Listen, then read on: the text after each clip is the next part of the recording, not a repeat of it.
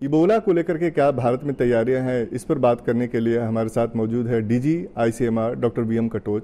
Sir, जो पहला case है, ये क्या इसे पहला भारत का कंफर्म केस माना जाएगा? नहीं, ये केस नहीं है एक्चुअली। ये तो देखिए, ये इसको इबोला डिजीज़ हुई थी लाइबेरिया में, ये और से ठीक हो गया। ये he is a cured case.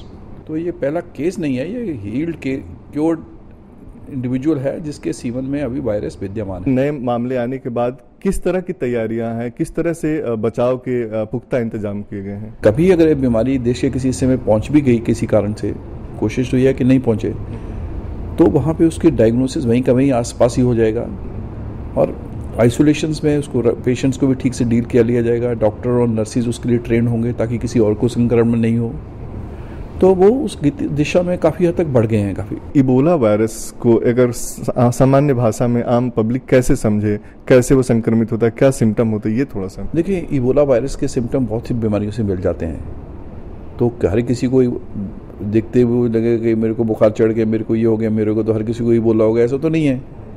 सारी ही बात यह है कि जो लोग उन एशिया से ट्रैवल करके आए हैं उसका कोई ना कोई लिंक चाहिए, या वो लाइबेरिया में सीरा लियोन में इन हिस्सों में रहा है इतने दिनों के अंदर, तो या किसी ऐसे आदमी के कांटेक्ट में आया जो वहाँ रहा है, ठीक है।